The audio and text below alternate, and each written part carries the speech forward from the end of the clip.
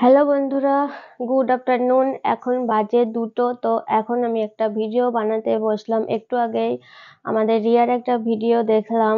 তো সেখানে কিছু বক্তব্য পেশ করলো, মানে ব্লগ চ্যানেলেই। ও তো আবার কন্ট্রোভার্সি চ্যানেল বলে একটা চ্যানেল খুলেছে। আগে চ্যানেল ছিল, সেটা রান্না বান্না দেখাতো, সেটাই এখন কন্ট্রোভার্সি করছে।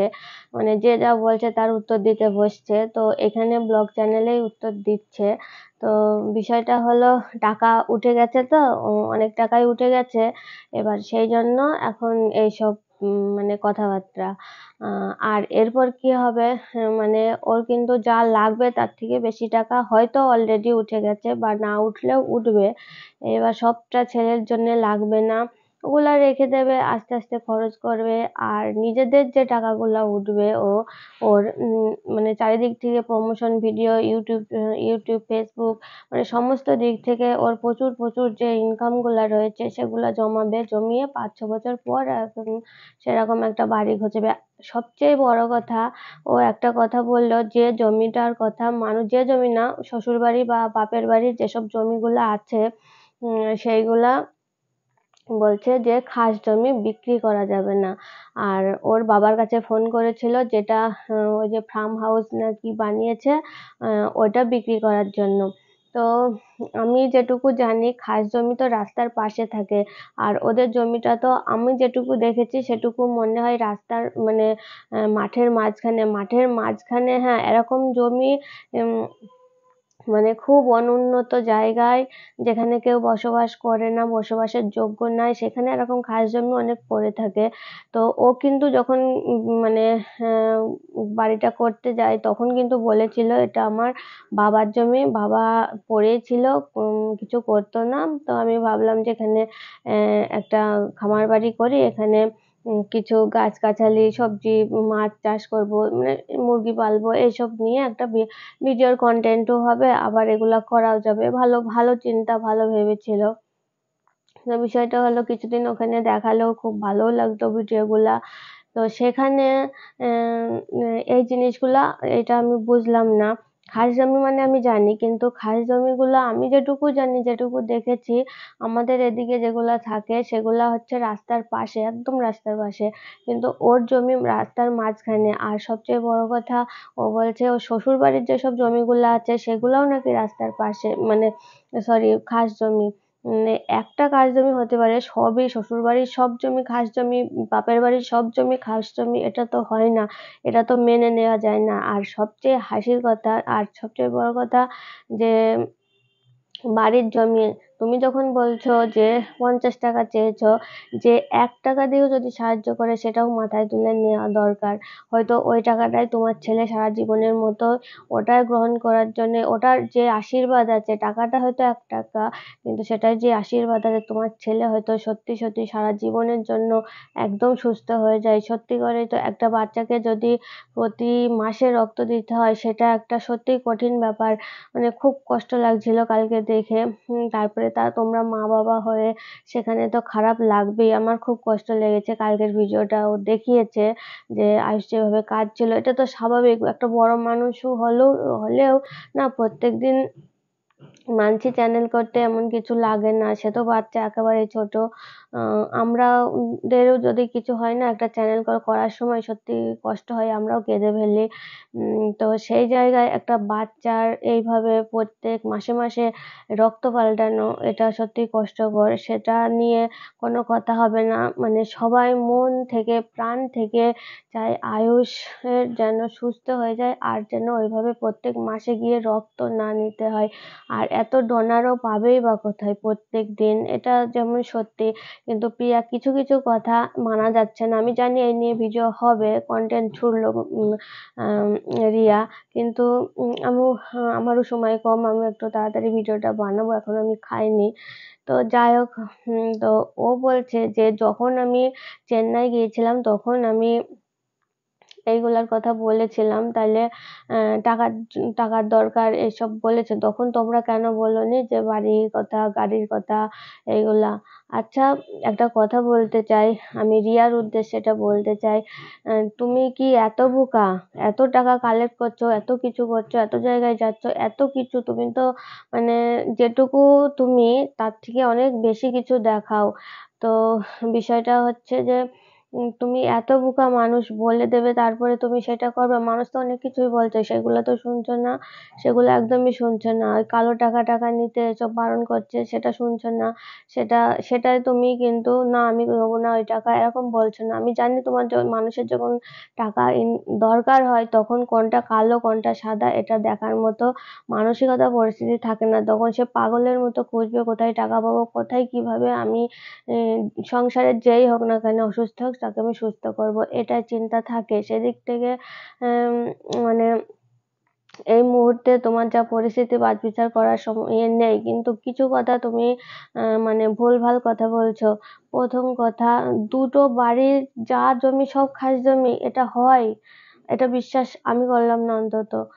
আর তারপরে আমরা বলে দেবো তুমি জমি বিক্রি করতে, সে তো অনেকেই বলছে। কই তুমি তুমি এখন বলছো ওগুলা খাস জমি?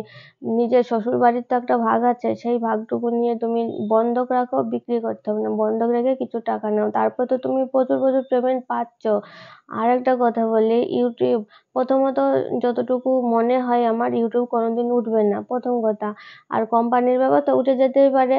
তখন তুমি তোমার কাছে প্রচুর টাকা এসে যাবে, তখন কিন্তু তুমি একটা যেকোনো ছোটখাটো ব্যবসা, ছোটখাটো না, একটা বড়সড় ব্যবসাই তুমি করতে পারবে। আর গ্রামে যখন বাড়ি, খাওয়া পড়ার কোনোদিনও অভাব হবে না। মার বাড়ি আছে, বাপের বাড়ি আছে পাশাপাশি, মানে কাছাকাছি একই গ্রামে। তো সেখানে খাওয়ার অভাব কোনোদিন হবে না। হয়তো রিল্যাক্স যেটা করো সেইগুলা হবে। আর তুমি গান করো, ভালো ভালো নাচো, অ্যাক্টিং করো, গান লেখো, সুর দাও, এটা তো কম কথা নয়। এক্ষেত্রে এইগুলা করো। এক্ষেত্রে আর তুমি এখন বর্তমান ট্রেন্ডিং এ রয়েছো। ম্যান্ডি স্যান্ডি সব তলায় পড়ে গেছে, ওদের নিয়ে এখন কেউ লাফালাফি করছে না। এখন তুমি উঠেছো, এক এক সময় এক একজন উঠবে। এরপর যে কে উঠবে সেটা আমার জানা হয়ে গেছে, আর আমি এখানে বলছি না। তো সেটাই হবে, আমি বুঝে নিয়েছি।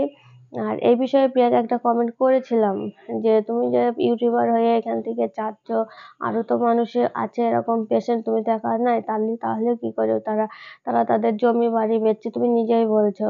আর সবচেয়ে বড় কথা যে 10 দিনের ভিতরে 22 লাখ টাকা মানে উঠিয়ে ফেলে, সেখানে কেউ যদি মাসে 1 লাখ টাকাও মানে ইনকাম করে, সে যেখান থেকে ইনকাম করুক তার কিন্তু সরকারকে ট্যাক্স দিতে হয়। যেখানে তুমি 5 দিনে, 6 দিন, 10 দিনে 22 লাখ টাকা, লাখ লাখ টাকা তোমার অ্যাকাউন্টে ঢুকছে, সেখানে তোমাকে মানে কি বলবো, সরকারকেই ট্যাক্স দেওয়া উচিত। সেখানে সরকার তোমাকে কিভাবে টাকা দেবে? এটা এটা তো হবে না। সরকার তো সবকিছু দেখে শুনে, তোমার কত ইনকাম মান্থলি, তোমার সবকিছু মিলে নিজেরই 1-1.5 লাখ টাকা হয়, তুমি কম বলছি, আরো বেশি ইনকাম নিজেরই, সেখানে তোমার সরকারকে ট্যাক্স দেওয়া উচিত। তারপরে এই যে টাকাগুলা ঢুকছে, তো সেখানে আর যারা বলছে যে টাকা ফিরিয়ে দাও, তো আমি বলবো তাদের টাকা ফিরিয়ে দেওয়াই ভালো। কারণ যারা টাকা দিয়েছে, দেওয়ার পর তারা ভাবছে আমরা ভুল করেছি, বা আর কেউ 50 টাকা দিইনি, 5,000, 2,000, 4,000 এরকম সবাই দিয়েছে। তো সেটা তুমি কি করবা দেখো। আমার মনে হয় যারা চাইছে তাদের দিয়ে দেওয়াই ভালো। আর কেউ যদি 1 টাকা দেয় সেটাও মাথায় করে রাখা ভালো। তো প্রিয়া, তুমি কিছু ভুল কথা বললে যে তোমরা কেন বলেনি। আরে বাবা, মানুষ বলবে তাই? তোমার ছেলে, তুমি বুঝবে যে তুমি কোথা থেকে টাকা জোগাড় করবে। তুমি তো ভেবে নিয়েছো আমার 2 লাখ 2.5 লাখের চ্যানেল, আমি সবাই যদি ওই হিসাব করে তুমি বলেছো যে 50 টাকার ভিতরে দেয়, আর আমার মাসে মাসে এই ইনকাম আছে, এই দিয়ে আমি মোটামুটি সেরে নেব, আমার প্রচুর টাকা উঠে যাবে। আর সবচেয়ে বড় কথা, যা কিছু মানুষের 2 লাখ 3 লাখের চ্যানেল, কিন্তু ভিউজ দেখা গেল 10,000, 20,000, 50,000 হচ্ছে। আর কিছু মানুষের দেখা গেল খুবই অল্প, 50,000-এর চ্যানেল 2-3 লাখ ভিউজ হয়ে গেল, এরকম হয়। ভিউজের ওপরে তো টাকাটা ওঠে। তো সেইখানে তুমি এই যে ভুল কথাগুলা বললে না, এগুলা নিয়ে ভিডিও আসবে আমি জানি। তো আমার কিছু বক্তব্য ছিল, আমি সেটা বললাম। কিছু মনে করো না। আমার যেটা বলার সেটা বললাম। এই যে তুমি ভুলটা বললে, আমি সেই ভুলটা ধরালাম। তবে যে তুমি বললে খাস জমি, এটা মানতে পারলাম না। কারণ মাঠের মাঝখানে খাস জমি থাকে না। আর তোমাদের ওখানে প্রধান জীবিকা হচ্ছে কৃষি। তো সেখানে সবার জমি জায়গা থাকে। আর সবচেয়ে বড় কথা, তোমাকে আর কেউ কিছু না দিলেও সবাই বুঝে গেছে তোমার টাকা উঠে গেছে, তোমার আর লাগবে না। তুমি তারপরে এনজিওর সঙ্গে অনেক এনজিওর সঙ্গে অনেক জায়গায় তুমি সোর্স করেছো, সেটা সবগুলো তো আর আমাদের সঙ্গে বলছো না। আর কি আর বলবো, তুমি সবই জানো, জেনে শুনে এইগুলা বলছো। এই যে খাস জমি বললে, এটা নিয়ে কিন্তু ভিডিও আসবে। আমি যেমন ভিডিও বলছি, মানে করছি, যারা শহরে থাকে তারা হয়তো বুঝবে না বিষয়গুলা। আমিও সবটা শিওর জানি সেটা বলছি না, কিন্তু আমি জানি খাস জমি রাস্তার ধারে যেগুলা পড়ে থাকে সেইগুলা খাস জমি বলে। আর খাস জমির উপরে কেউ মাঝখানে খাস জমি থাকে না, প্রথম কথা।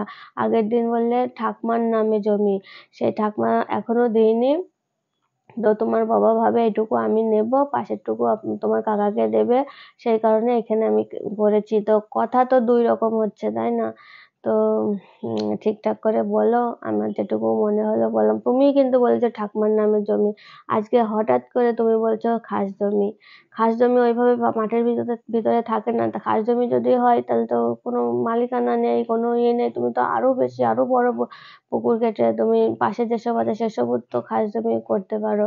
তো কিন্তু তুমি নিজে মুখে বলেছো যে ঠাকুমার নামে জমি, তাহলে সেটা খাস জমি কি করে হয়? আর শ্বশুর বাড়ির ব্যাপার, সেটাও খাস জমি, এটা হয় কোনোদিন? এটা সম্ভব নয়, এটা কেউ মানবে না। তো যাই হোক, এটুকু শুনলাম, এটুকু বলতে মনে হলো, তো বললাম। তো দেখা যাক আর কি কন্টেন্ট আসে, তারপরে আসছি। Tata, by.